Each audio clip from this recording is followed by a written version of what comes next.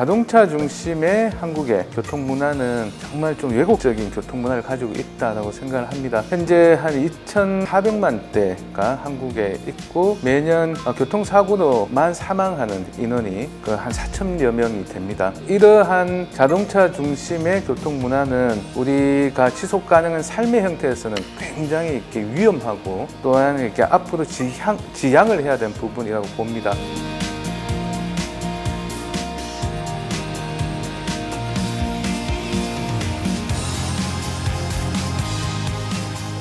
지속가능 발전 관점에서의 교통은 어떤 의미인지 여쭙고 싶습니다.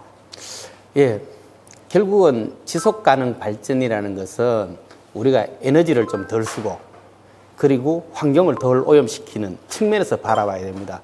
그런 측면에서 교통이라는 것은 사실은 가장 적게 움직이면은 가장 효율적이죠.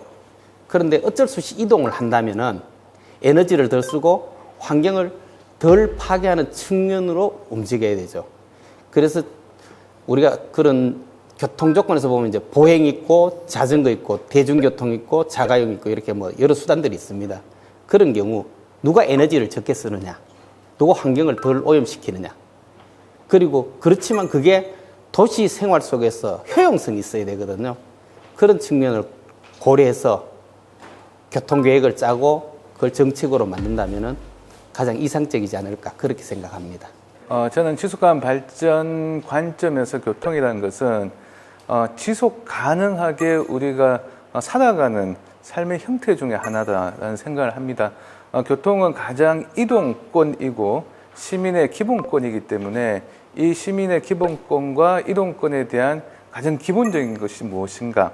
어떻게 하면은 지속 가능 발전하게 우리가 살아갈 수 있을까에 대한 관점에서 교통을 고민을 해야 된다라는 생각을 하고요. 지금 자동차 중심의 교통 문화는 지속 가능 발전이기는 힘들다라고 생각을 하고요.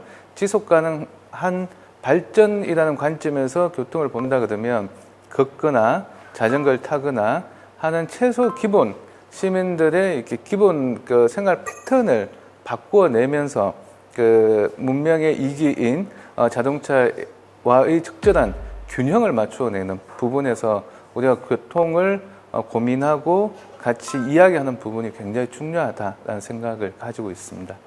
우리나라의 교통 정책이나 현황은 어떤가요? 예, 우리나라 교통정책은 사실 자동차 중심의 교통정책에서 지금 아직도 벗어나지 못하고 있죠. 실제적으로.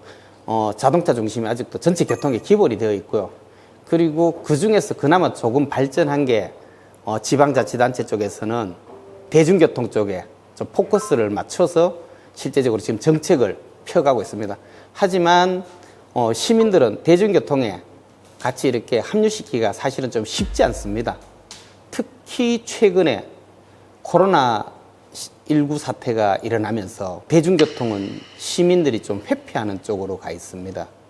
그래서 지금 정부는 자동차 정책에서 좀 벗어나야 되고요. 지방정부도 마찬가지로 자동차 정책을 하고 있지만 그중에 그나마 좀 시민에게 다가간다는 게 대중교통인데 좀 이런 쪽에 좀 치중하고 있는 과정에서 지금 같은 코로나19 현상이 일어나면은 좀 당황할 수밖에 없는 측면이거든요. 그리고 실제 최근에 코로나19 사태가 일어나고 난 후에 자전거라든지 사람들이 걷기 이런 게 굉장히 많이 늘었습니다. 그래서 이런 부분이 변화된다는 것을 정책을 하시는 분들이 빨리 좀 느끼고 그쪽의 정책들을 좀 수립해 가는 게 필요한데 실제적으로 아직까지 제가 보기에는 아무 생각이 없다고 하는 게 가장 옳은 표현인 것 같습니다.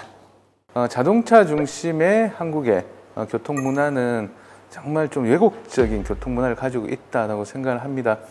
현재 한 2,400만 대가 한국에 있고 매년 교통사고로만 사망하는 인원이 한 4천여 명이 됩니다. 이러한 자동차 중심의 교통 문화는 우리가 지속 가능한 삶의 형태에서는 굉장히 이렇게 위험하고 또한 이렇게 앞으로 지양을 해야 되는 부분이라고 봅니다. 코로나19가 그 현재 2020년 8월 31일 일자로 보면 한국의 한 그 2만 명 정도가 확진자고 사망자가 한 300여 명이 되는 걸로 제가 알고 있는데 이런 코로나19에 이런 사망자가 나오는 부분에서 어린이나 청소년들이 사망률은 별로 없습니다. 거기에 반해 교통사고의 대부분이 어린이, 그 청소년, 노약자, 나는 보행자가 많습니다. 그래서 우리의 정책은 방향은 가장 약자에 초점을 맞추어서 정책을 만들어내야지 가장 인간적이고 삶이 행복한 부분인데 그런 측면에 한국의 자동차 중심에 이런 교통사고가 많은 부분에 대해서는 굉장히 우려가 많을 수밖에 없다 이런 생각을 가집니다. 왜 생태교통이 그린 뉴딜의 핵심 정책이 되어야 한다고 생각하시는지요? 그린 뉴딜이 나온 배경은 더 이상 기후가 위기로 치닫았을 때는 모든 그 인류 생태계가 파멸에 이를 수 있다라는 정신이 있다고 생각을 합니다. 그린 뉴딜이 제대로 되려 그러면 많은 부분에서 이렇게 실천들이 필요할 겁니다. 근데 특히 저희들 이 주목하는 생태교통은 걷거나 자전거를 타거나 개인 이동 그 수단을 통해서 가장 적은 에너지로 교통을 하기 위해인데 중요한 부분이 이런 부분들은 시민들이 함께 실천을 할 수 있다는 부분입니다. 일반 시민들이 걸을 수도 있고 자전거 탈 수도 있고 그런 시민들이 힘이 모이고 해서 전체적인 사회를 바꾸어낼 수 있다라는 부분에서 시민 참여형 생태교통은 그린 뉴딜의 핵심이 돼야 된다라고 생각을 하고요. 그런 측면에서 시민들의 라이프 스타일이나 생각이 전환되면 에너지 문제나 다양한 문제도 확산될 수 있기 때문에 가장 기본적인 생태교통을 중심으로 그린 뉴딜 정책을 풀어갔으면 좋겠다는 바람이기도 합니다. 이 그린 뉴딜 정책 부분에 있어서는 기후 위기에 대한 이야기를 뺄 수가 없습니다. 그러면 이 관점에서 대한민국 정부가 그린 뉴딜 정책 계획을 세웠더라면은 당연히 생태교통의 내용이 그 안에 들어가야 됩니다. 그러면은 그 속에 지금 포함되어 있는 우리가 걷거나 자전거 타거나 PM을 이용하거나 그 다음에 대중교통을 활성화시키거나 이런 정책의 주안점을 두리라고 생각합니다. 지금 대한민국 정부는 그린 뉴딜에서 교통 쪽에 상당히 주안점을 두는 게 전기 자동차에 상당히 꽂혀 있습니다. 그런데 전기 자동차가 기후 위기를 막아줄 수 있느냐? 실제적으로 우리가 공부하고 우리가 본 통계에서는 일반 가솔린 자동차와 큰 차이가 없거든요. 전기 자동차를 지금 권장하는 이유가 배기가스 문제를 가지고 이야기합니다. 그런데 실제 우리나라는 전기 생산의 40% 정도가 석탄 발전이거든요. 결국은 전기 자동차가 쓰는 전기를 석탄 발전에서 갖고 온다면은 석탄 발전이 있는 곳에는 그만큼 이산화탄소 발생량도 많아지고요. 그러면 도심에서는 전기 자동차가 굴러다니니까 미세먼지를 안 일으킬 거다라고 생각을 하는데 전기 자동차의 비밀이 배터리가 있어가지고 일반 자동차보다 거의 한 30% 가까이 무게가 더 나갑니다.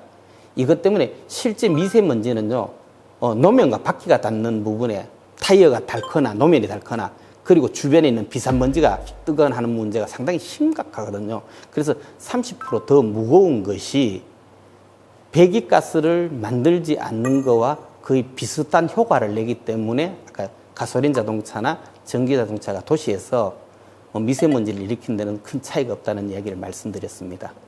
네, 저도 하나만 더 붙이면 그린 뉴딜에서 교통을 이렇게 지금 현 정부에서 주장하는 거는 전기 자동차와 수소 자동차인데 전기 자동차와 수소 자동차도 이렇게 향후에는 많이 이렇게 개발되고 보급화된 부분이 있겠지만 가장 기본적인 그죠 걷거나 자전거를 타거나 하는 기본 없이 이런 부분을 한다는 거는 그냥 재벌 중심이라든지 그냥 산업만 일으키려고 했서는 그린 뉴딜의 방향인 기후위기 문제를 절대 해결할 수가 없다라는 부분이기 때문에 가장 기본적인 단위에서 시민들의 눈높이와 생활과 호흡을 하면서 이런 게 그린 뉴딜을 정책을 생태교통과 직접적으로 좀 결합을 했으면 좋겠다라고 생각을 합니다.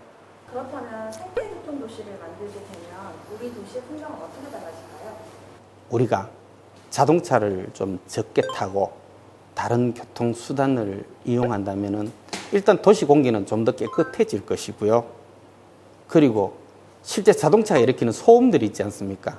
도시는 더 소음도 적고 쾌적해질 것이고요. 아마 사람들이 좀 더 여유로워질 거라고 생각을 하고요. 실제로 그렇게 되면은 오히려 좀 도시가 그 쾌적하고 온화한 형태로 저는 바뀔 거라고 생각을 하고, 그 속에는 이제 나무가 많아질 것이고 훨씬 더, 그리고 나무가 많아지면은 인간 외의 생물들도 함께 도시를 공유하겠다는 생각들이 있겠죠. 그래서 그런 생각을 실제로 해보면서 저는 자전거 운동을 하고 있습니다. 그래서 유럽에서 우리가 자전거를 타면서 유럽에서 느끼는 거, 그럼 도시가 어떤 도시가 참 좋은 도시냐고 물었더니 하는 이야기였어요. 저녁에 퇴근을 해서 여성분이 드레스를 입고 자전거를 타고 파티에 가는데 큰 지장이 없는 그런 도시가 정말로 좋은 도시다라는 이야기를 하는데, 그 안에도 똑같은 설명이 있지 않을까 그런 생각을 합니다. 일단 굉장히 저는 건강하고 활기찬 도시가 되지 않을까 이런 생각을 하고요. 자동차를 타시는 분들은 출퇴근 시간이 조금만 밀리면 짜증내고 난폭해지는 경우를 저는 너무 많이 봤습니다. 그래서 유로화진다는 거는 내가 자전거를 타거나 걷거나 도시 풍경을 보면서 등하교도 하고 출퇴근할 수 있는 그런 이렇게 마음이 생길 거다라고 생각해서 굉장히 도시가 사악해지지 않고 도시가 그냥 여유롭고 행복해지는 부분으로 바뀌어질 거다라는 부분들과, 또 하나는 내 마을, 내가 살아가는 공간이 굉장히 소중해질 거라고 생각을 합니다.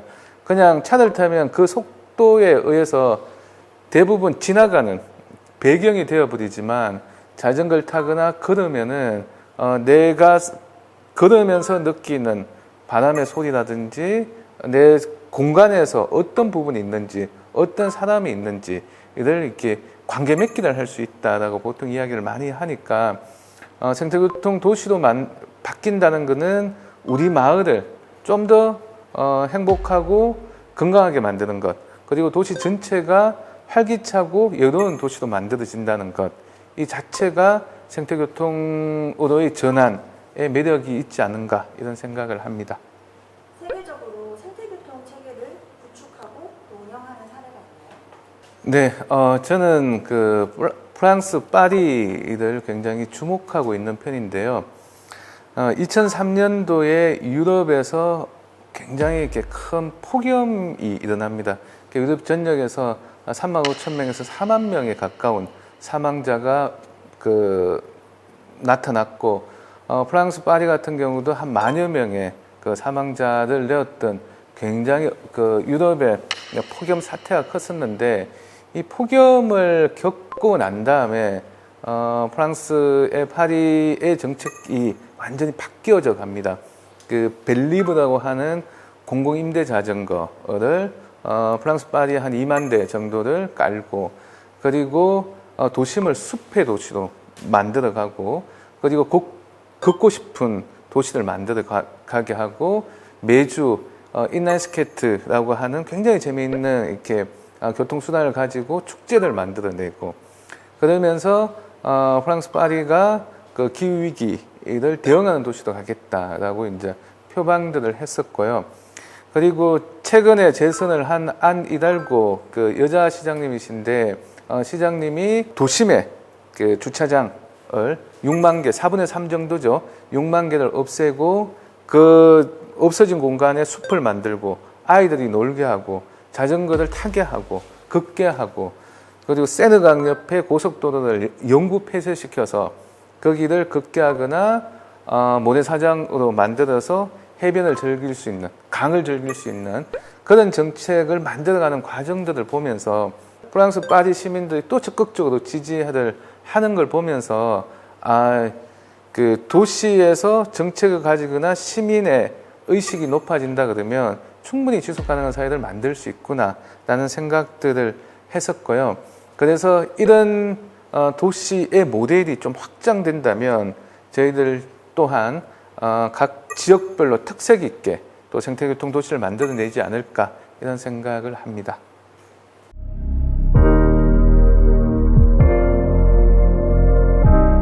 계속해서 지속가능한 생태교통에 대해서 말씀 나누고 있는데요. 네.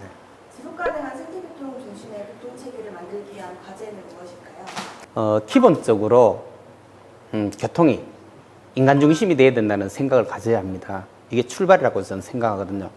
지금은 사실은 그 인간 중심보다는 개발적인 교통 시스템으로 가져왔고 이 발전하면서 자동차가 주류인 사회가 지금 되어 왔는데 아직도 사람들 인식 속에는 이제 자동차가 그 중심에서 벗어나질 않고 있잖아요. 그래서 생태교통이란 부분을 우리가 받아들인다면은 인간 중심의 교통사회를 만들어 가야겠다라는 부분이 전제가 되어야 되고요. 인식이 있어야 됩니다.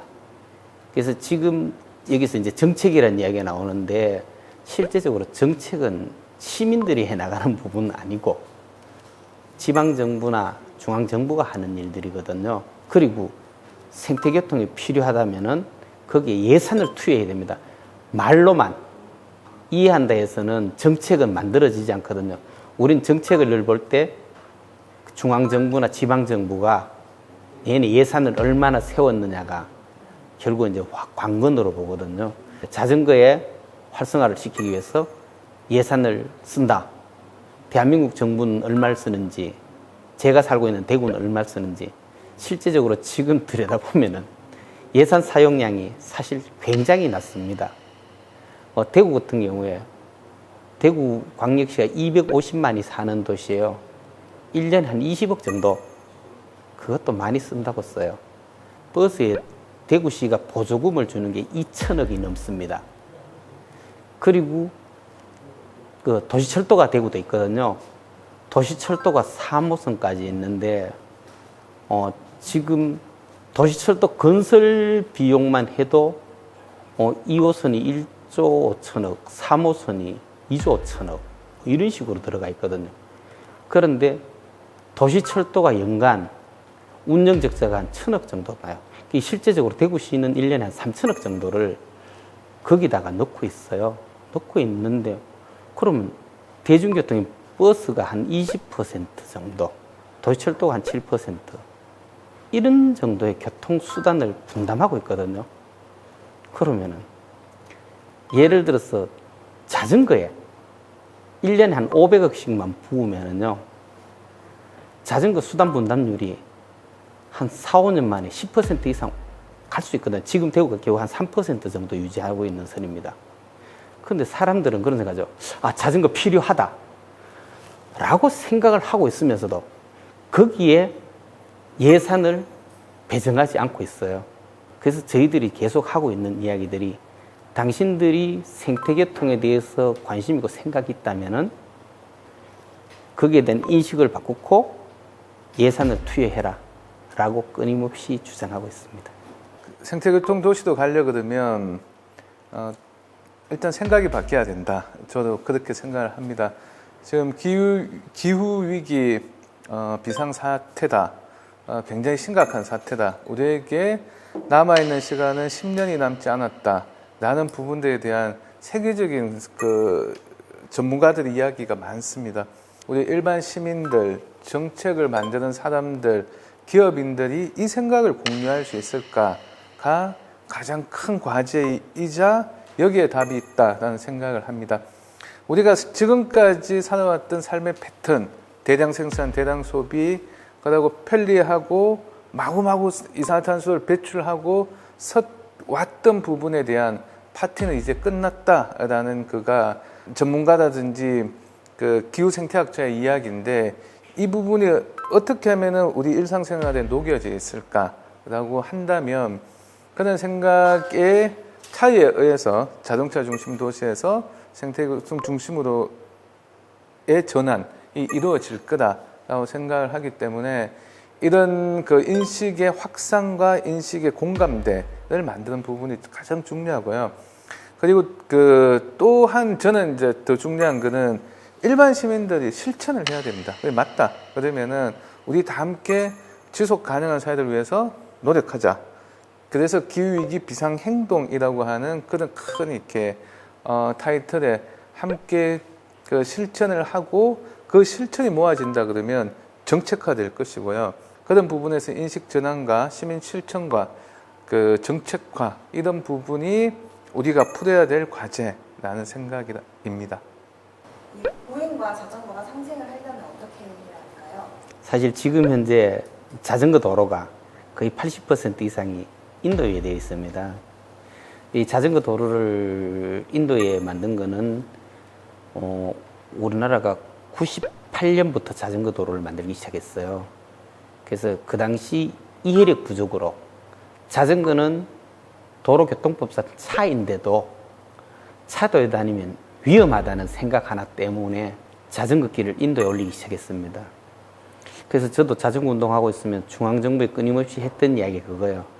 이거 자전거 차인데 인도에 이렇게 자전거 도로를 만들면 안 된다. 나중에 이거 도대체 세월이 많이 지서 누가 책임질 거냐고 이야기를 했거든요.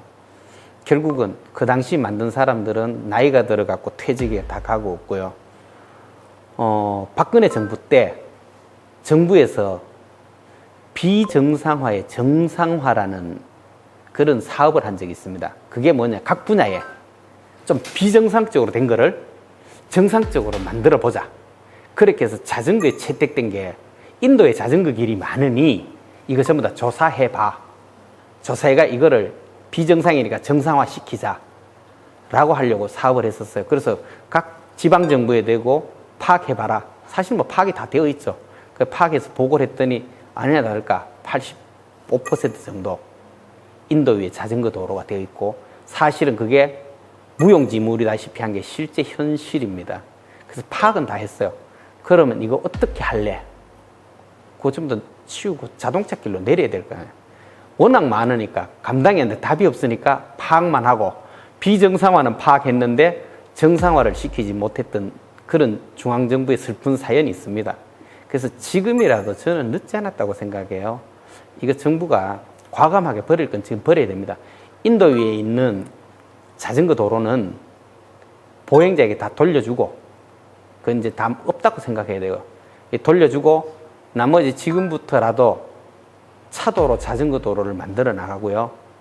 다시 하나하나 차근차근 해나가는 게 이게 필요하고, 이게 실제적으로 보행자하고 자전거의 충돌을 줄일 수 있는 길입니다.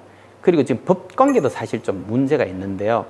도로교통법에 인도에서 자전거를 타면은 자전거 도로가 없는 인도를 이야기하는 거예요. 이게 위법이기 때문에 범칙금이 3만 원이고요. 그 다음에 자동차 전용 도로 있죠. 뭐 당연히 고속도로도 자동차 전용 도로지만 도시에도 도시 고속도로들이 이런 것들 지금 자동차 전용 도로들이 전국 굉장히 많습니다. 여기는 자동차만 다니도록 되어 있기 때문에 자전거 올라가면 이건 10,000원. 그리고 또 하나 있습니다. 자전거 도로가 있는, 옆에 자전거 도로가 있는데 그 자전거 도로로 안 가고 차도로 가면은 요거는 10,000원. 그런데 마지막이 10,000원은 잘못되어 있거든요. 왜 그러냐면은 지금 현재 그 자전거 도로를 인도에도 만들고 차도에도 만들었는데 그게 시민들이 식별 가능하지 않은 경우가 굉장히 많습니다. 예를 들어 택시 운전사하고 자동차하고 이제 택시 충돌이 나가 사고가 났다고 칩시다. 그리고 택시 운전사 보고 옆에 인도에 자전거 도로가 있는 거예요. 당신 왜 절로 안 가고 일로 왔어? 라고 할 때 이건 문제가 되거든요. 그리고 또 하나, 예를 들어 그 우리가 보통 로드레이스를 보통 우리는 사이클이라 그러잖아요. 로드레이스 선수가 속도 훈련을 하는데 자전거 도로에서는 그 속도 훈련이 안 되거든요. 이 사람들 자전거 도로인데 차도로 가면 이것도 위법이거든요. 예, 근데 차도에는 자전거가 차기 때문에 다니도록 되어 있습니다. 그 옆에 자전거 도로를 만들어 준 건 자전거 타는 사람을 배려 차원에서 만들어 줬는데 이거 법 해석을 잘못하는 바람에 자전거 타는 사람을 좀 묶어버리는 현상이 생깁니다. 그래서 이런 부분 법도 빨리 좀 개정을 해야 된다고 생각을 하고요. 도시에 보면은 버스 전용 차로가 있습니다. 버스 전용 차로는 버스는 다른 차가 못 들어지, 버스는 그 전용차를 벗어나도 되잖아요. 버스 전용차에 버스는 고기만 다닌다고 하면 버스 못 다니겠죠. 자전거도 마찬가지로 버스 전용 차로나 자전거 전용 차로나 해석은 똑같이 해야 된다고 생각을 합니다. 네, 보행자와 그 자전거의 상생을 하려 그러면 가장 기본적인 질서 속에서 상생이 된다고 생각을 합니다. 자전거는 자전거의 자기 길에서 타야 되는데 지금 현행에서는 자전거와 보행자들 겸용으로 해놨는 부분에 대해서 가장 근본적인 마찰을 일으킬 수밖에 없는 그런 그 인프라를 만들어 놨습니다. 근데 중요한 거는 자동차와 자전거의 속도 문제 때문에 자전거 타는 사람이 굉장히 위험합니다. 그래서 저희들이 오랫동안 대구에서 하고 있는 캠페인은 자동차 속도를 줄이자.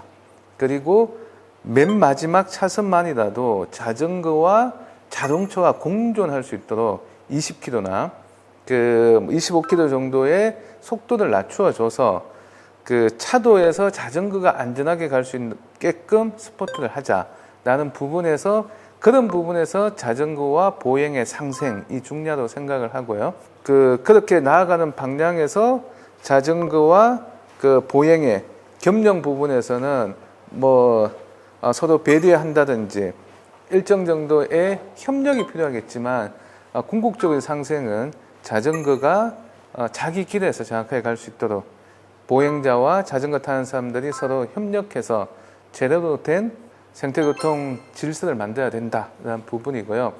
생태교통 도시를 만들어 나가기 위해서는 우선순위가 너무너무 중요합니다.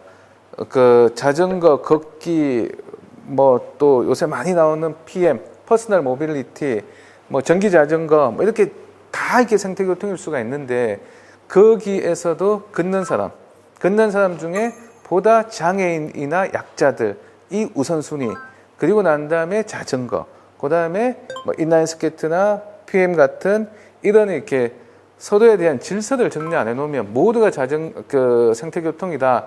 그래서 같이 이렇게 혼잡해서 해라라고 하면 거기에서 방향이 틀려지게 되고 그 잘못된 그 결과를 낳기 때문에 저희들이 지향하는 지속가능 발전에서 생태교통의 우선순위 이 부분도 굉장히 중요하기 때문에 이런 부분에서 보행자와 자전거의 상생 관계가 있지 않을까라는 생각을 합니다.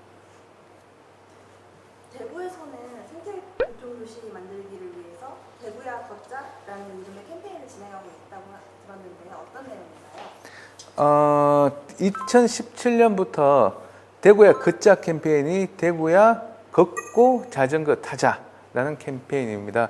처음에는 저희들 대구 차 없는 날 행사로부터 시작을 해서 일상에서 많이 걷는 사람, 일상에서 많이 자전거 타는 사람을 그 중심으로 풀어가기 시작을 했고요.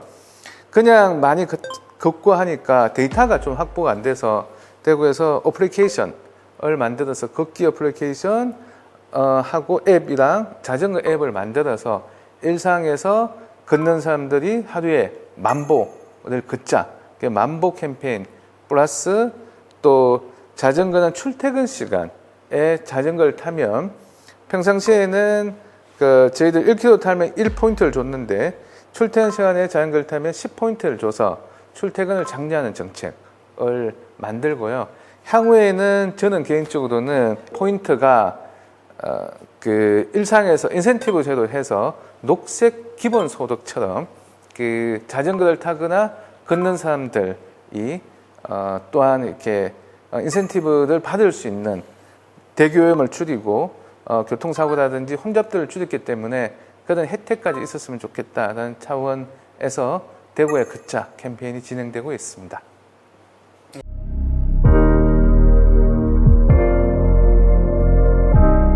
계속해서 지속가능한 생태교통에 대해서 말씀 나누고 있는데요.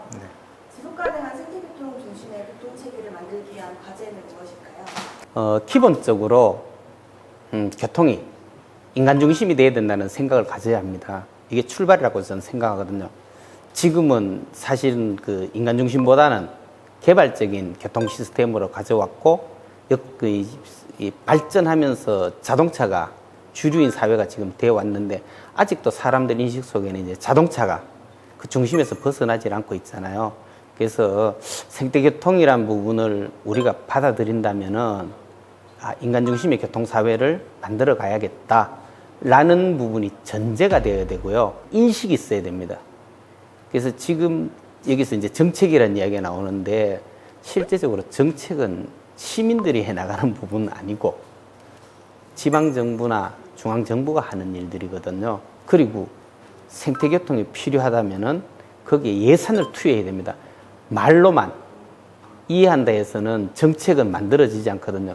우린 정책을 볼 때 중앙정부나 지방정부가 얘네 예산을 얼마나 세웠느냐가 결국 이제 관건으로 보거든요.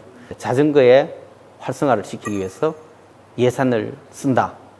대한민국 정부는 얼마를 쓰는지, 제가 살고 있는 대구는 얼마를 쓰는지, 실제적으로 지금 들여다보면은 예산 사용량이 사실 굉장히 낮습니다. 대구 같은 경우에 대구 광역시가 250만이 사는 도시예요. 1년에 한 20억 정도, 그것도 많이 쓴다고 써요. 버스에 대구시가 보조금을 주는 게 2천억이 넘습니다. 그리고 그 도시철도가 대구도 있거든요.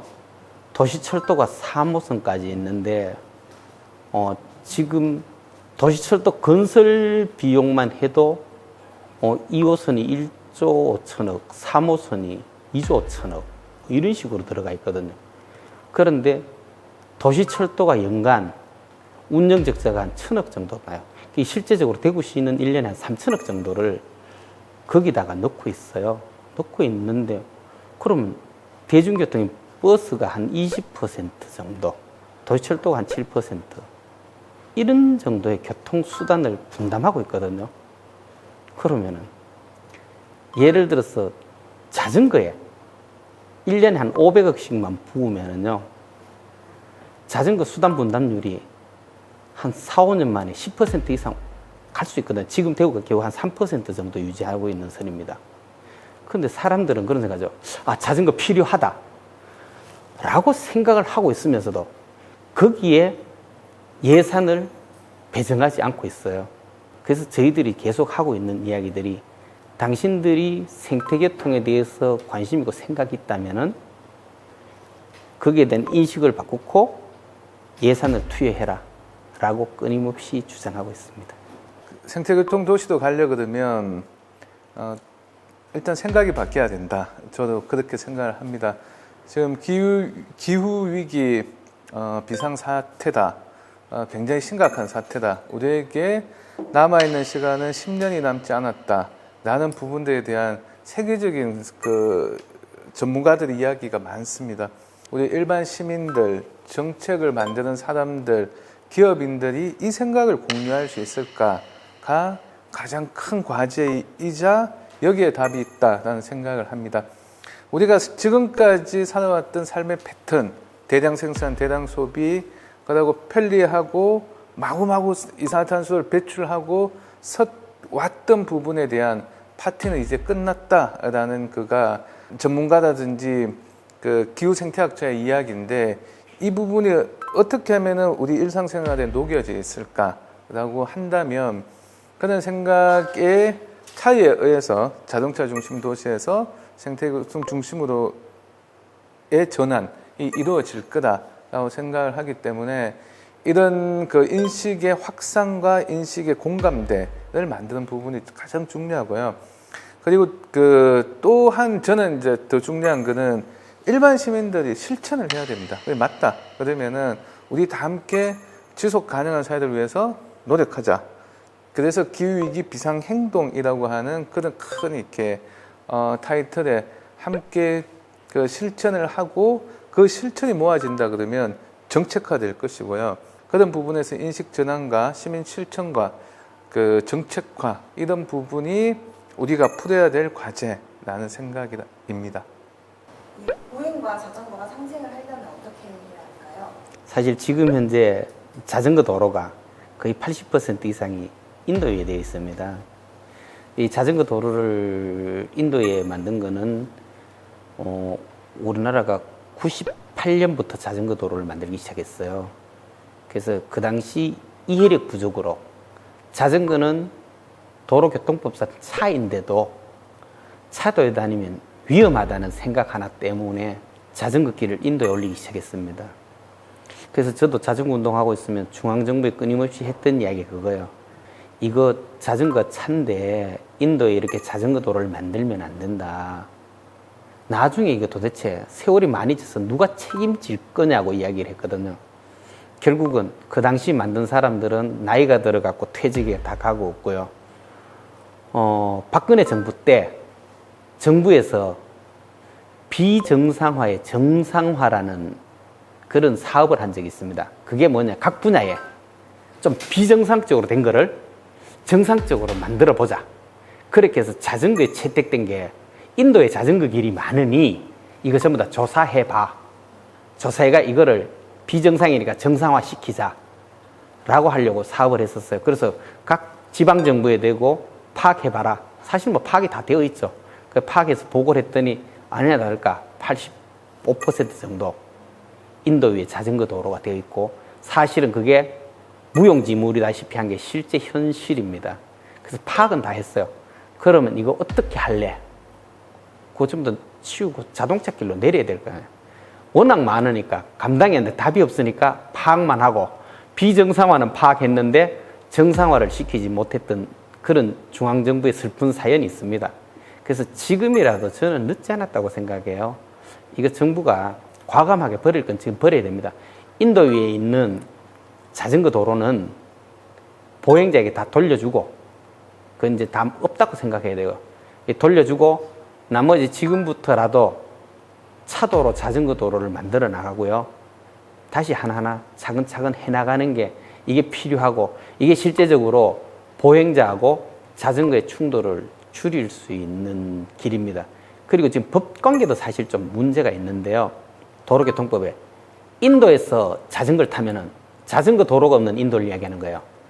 이게 위법이기 때문에 범칙금이 3만 원이고요. 그 다음에 자동차 전용 도로 있죠. 뭐 당연히 고속도로도 자동차 전용 도로지만 도시에도 도시 고속도로들이 이런 것들 지금 자동차 전용 도로들이 전국 굉장히 많습니다. 여기는 자동차만 다니도록 되어 있기 때문에 자전거 올라가면 이건 10,000원. 그리고 또 하나 있습니다. 자전거 도로가 있는, 옆에 자전거 도로가 있는데 그 자전거 도로로 안 가고 차도로 가면은 요거는 10,000원. 그런데 마지막이 10,000원은 잘못되어 있거든요. 왜 그러냐면은 지금 현재 그 자전거 도로를 인도에도 만들고 차도에도 만들었는데 그게 시민들이 식별 가능하지 않은 경우가 굉장히 많습니다. 예를 들어 택시 운전사하고 자동차하고 이제 택시 충돌이 나가 사고가 났다고 칩시다. 그리고 택시 운전사 보고 옆에 인도에 자전거 도로가 있는 거예요. 당신 왜 절로 안 가고 일로 왔어? 라고 할 때 이건 문제가 되거든요. 그리고 또 하나, 예를 들어 그 우리가 보통 로드레이스를 보통 우리는 사이클이라 그러잖아요. 로드레이스 선수가 속도 훈련을 하는데 자전거 도로에서는 그 속도 훈련이 안 되거든요. 이 사람들 자전거 도로인데 차도로 가면 이것도 위법이거든요. 예, 근데 차도에는 자전거가 차기 때문에 다니도록 되어 있습니다. 그 옆에 자전거 도로를 만들어 준 건 자전거 타는 사람을 배려 차원에서 만들어 줬는데 이거 법 해석을 잘못하는 바람에 자전거 타는 사람을 좀 묶어버리는 현상이 생깁니다. 그래서 이런 부분 법도 빨리 좀 개정을 해야 된다고 생각을 하고요. 도시에 보면은 버스 전용 차로가 있습니다. 버스 전용 차로는 버스는 다른 차가 못 들어지, 버스는 그 전용 차를 벗어나도 되잖아요. 버스 전용 차로에 버스는 고기만 다닌다고 하면 버스 못 다니겠죠. 자전거도 마찬가지로 버스 전용 차로나 자전거 전용 차로나 해석은 똑같이 해야 된다고 생각을 합니다. 네, 보행자와 그 자전거의 상생을 하려 그러면 가장 기본적인 질서 속에서 상생이 된다고 생각을 합니다. 자전거는 자전거의 자기 길에서 타야 되는데 지금 현행에서는 자전거와 보행자들 겸용으로 해놨는 부분에 대해서 가장 근본적인 마찰을 일으킬 수밖에 없는 그런 그 인프라를 만들어 놨습니다. 근데 중요한 거는 자동차와 자전거의 속도 문제 때문에 자전거 타는 사람들이 굉장히 위험합니다. 그래서 저희들이 오랫동안 대구에서 하고 있는 캠페인은 자동차 속도를 줄이자.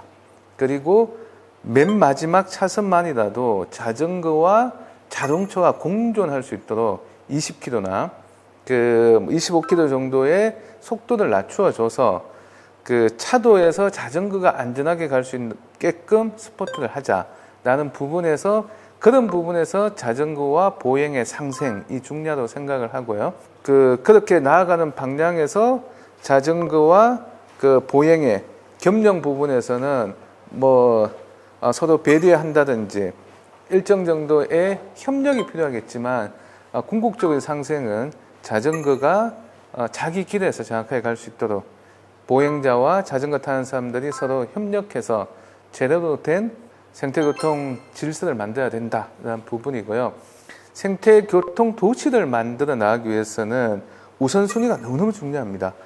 그 자전거, 걷기, 또 요새 많이 나오는 PM, 퍼스널 모빌리티, 전기 자전거, 이렇게 다 이렇게 생태교통일 수가 있는데 거기에서도 걷는 사람 중에 보다 장애인이나 약자들 이 우선순위, 그리고 난 다음에 자전거, 그 다음에 인라인 스케이트나 PM 같은 이런 이렇게 서로에 대한 질서를 정리 안 해놓으면 모두가 생태교통이다.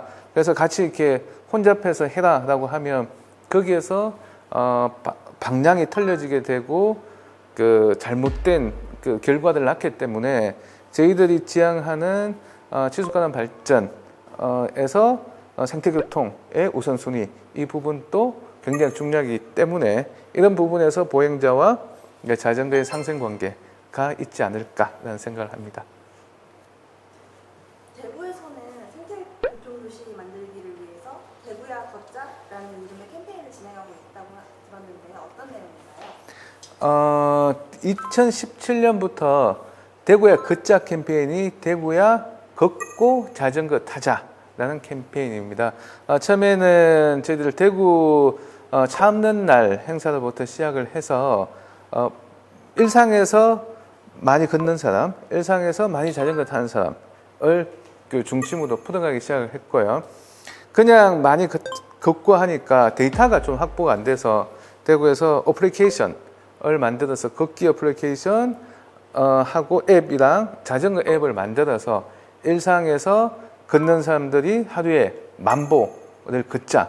만보 캠페인 플러스 또 자전거는 출퇴근 시간에 자전거를 타면 평상시에는 저희들 1km 타면 1포인트를 줬는데 출퇴근 시간에 자전거를 타면 10포인트를 줘서 출퇴근을 장려하는 정책을 만들고요. 향후에는 저는 개인적으로는 포인트가 그 일상에서 인센티브 제도를 해서 녹색 기본소득처럼 그 자전거를 타거나 걷는 사람들이 또한 이렇게 인센티브를 받을 수 있는 대교염을 줄이고 교통사고라든지 혼잡들을 줄였기 때문에 그런 혜택까지 있었으면 좋겠다는 차원에서 대구의 걷자 캠페인이 진행되고 있습니다.